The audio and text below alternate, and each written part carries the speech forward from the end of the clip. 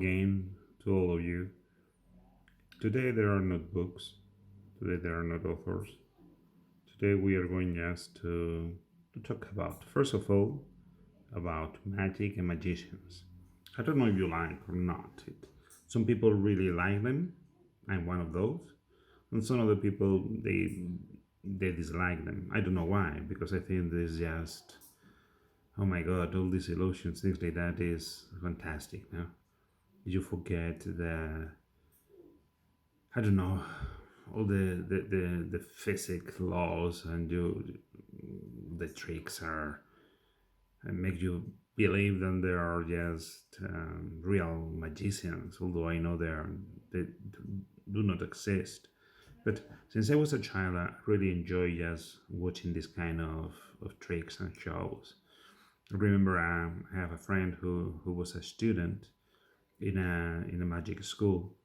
It was gorgeous to see him just doing his tricks at any time in any situation.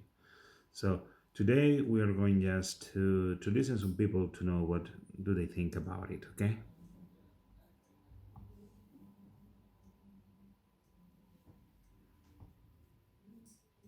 I think it creates a sense of joy, and if people are able to find joy in things, I think that's great. I think it should be delivered in a way that is respectful to other people's ideas and maybe not in your face about it, but I think if you choose to take part in that and enjoy that, then yeah.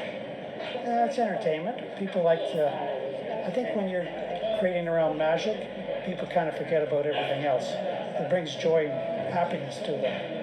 Oh, because it brings you some kind of like a new experiences, like something that you cannot ever imagine. So it will inspiring people. Yeah. Well, I think J.K. Rowling has kind of hit the nail. I think it's something about that there's something other than the mundane, and the mundane is what we kind of live with, and it's kind of saying that there's something to believe in that gives us hope, or that there is something of the supernatural or about life that is more than we know, which is actually true. It's like the mystery, isn't it? So it's kind of playing into the mystery. Illusions, like, it creates people to think about how stuff is done and like seeing things differently. No, I don't enjoy magic shows. I enjoy the lives of magicians, for example. So we've watched some great movies about magicians, and also I like reading about Harry Houdini. But myself, I'm not taken by magic. Yeah, the sawing the person in half, or I don't want to reveal it or anything, but it's very complicated. I mean, when I was small, my dad used to do the trick where you do this, and then it looks like you've taken your thumb off. And I think I kind of believed it for a while until he showed me that it was actually his thumb tucked away. Yeah, usually where I'm from in Vancouver, we have a lot of people that do magic tricks on the streets. So we recently saw a card trick, which was really cool. I picked a card, and then the person was able to give it back to me without actually looking at the cards.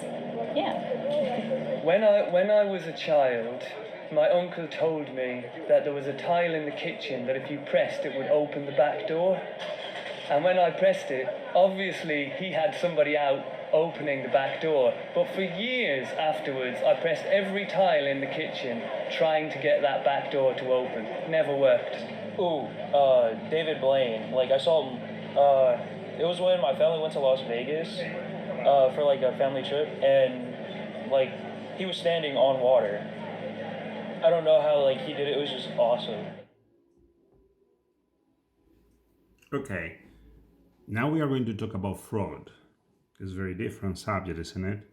But at the same time, there are tricks. No, have you ever been frauded? I sincerely I can't remember. I just remember once that the police here in Spain just phoned me and said that my credit card number that was just I don't know, in not very good hands in the United States. I really don't know how it got. It was when I was in the States, or they took it from, I don't know, any transaction or wherever. But I was very pleased and released when I heard the police saying that nothing bad had happened yet, but I should just block the card as I did. No? So, have you? Have you ever been fraud?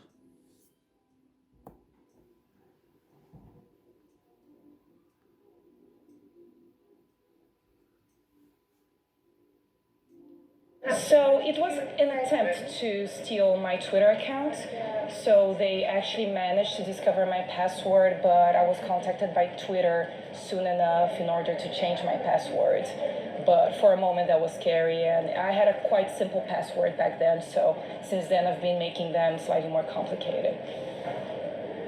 I've certainly, as with many people, been cheated on a credit card on occasion. And I know that in business that people have lied and cheated on occasion, and so I've had to deal with it. My computer was hacked, and they were able to access it remotely, and so they were able to get all of my information, unfortunately. And in that process, I had to cancel all of my credit cards. I had to get new bank account information, and it was a really long ordeal that was quite scary and nerve-wracking, but it resolved itself.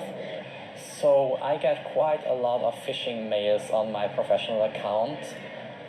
Some of them are hilariously funny and hilariously bad.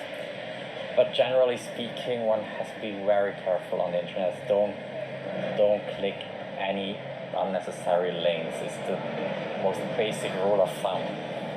Yeah. I delete everything that I don't recognize. I don't answer phone calls that have an unknown area code because there's some significant frauds.